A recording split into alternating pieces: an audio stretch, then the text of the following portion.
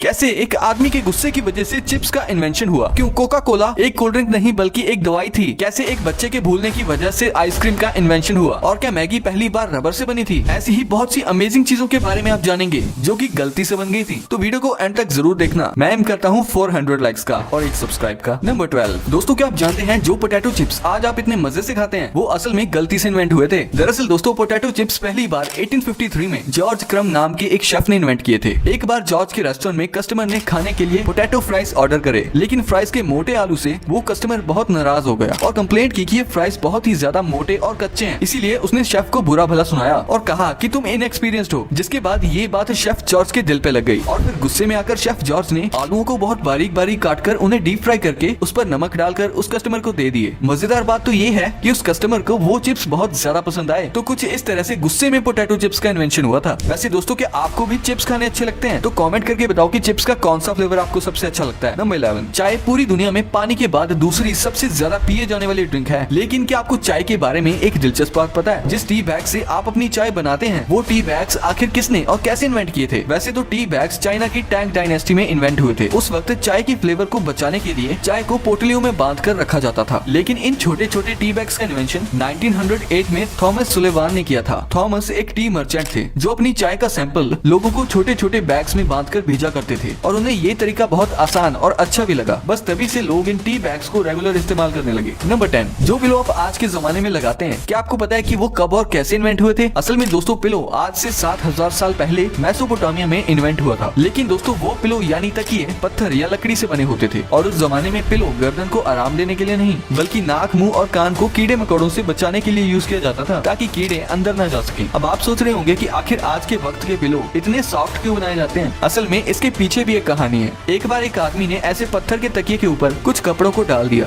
जिसके बाद वो उस पत्थर और कपड़ों के तकिए पर सोया तो उसे बहुत आराम महसूस हुआ। बस तभी से लोगों ने मुलायम तकिए बनाना शुरू कर दिया। नंबर 9 क्या आप जानते हैं कि स्टिक आइसक्रीम का इन्वेंशन एक छोटे बच्चे के भूलने की वजह से हुआ था? जी हाँ, आज से करीब 100 साल पहले एक 11 साल के बच्चे ने पानी में सोडा मिक्स करके रखा और चम्मच को उसी ग्लास में छोड़ के वो बच्चा उसे पीना भूल गया। उस वक्त ठंड का मौसम था, इसीलिए सुबह तक वो सोडा वाटर चम्मच के साथ ही ग्लास के अंदर जम गया था और फिर जब उसने उसे ऐसे ही खाया तो उसे वो बड़ा मजेदार लगा। और उसने जब ये सबको बताया तो अमेरिकन कन्फेशनर हैरी बर्ट को एक आइडिया आया कि क्यों ना इस सोडा वाटर में फ्लेवर्स डालकर स्टिक आइसक्रीम का इन्वेंशन किया जाए और तब से आज तक ये सबकी फेवरेट है। नंबर 8 दोस्तों, बबल रैप हम सभी को पसंद होते हैं क्योंकि इसे फोड़ने में मजा जो आता है। वैसे साइकोलॉजिकल भी प्रूवन है कि बबल रैप को फोड़ने से स्ट्रेस कम होता है। लेकिन क्या आपको पता है कि बबल रैप को आखिर किस पर्पस के लिए इन्वेंट किया गया था? असल में दोस्तों, बबल रैप को अल्फ्रेड फील्डिंग और मार्क शेवेंस ने 1957 में दीवारों पर डिजाइन्स बनाने के लिए इन्वेंट किया था। इसीलिए पेंट बॉक्स में भी बबल रैप भी उसके साथ दिया जाता था। इसके इन्वेंटर्स ने नोटिस किया कि बबल रैप बॉक्स के अंदर पेंट को खराब होने से बचा पा रहा था। तभी से इसके इन्वेंटर्स ने इसको वॉलपेपर की जगह पैकेजिंग में इस्तेमाल करने का फैसला किया और तब से अब तक बबल रैप को आप हर एक पैकेजिंग में देख सकते हैं। पर आप इस वीडियो को लाइक ना करने की गलती ना करना और सब्सक्राइब करने की भी।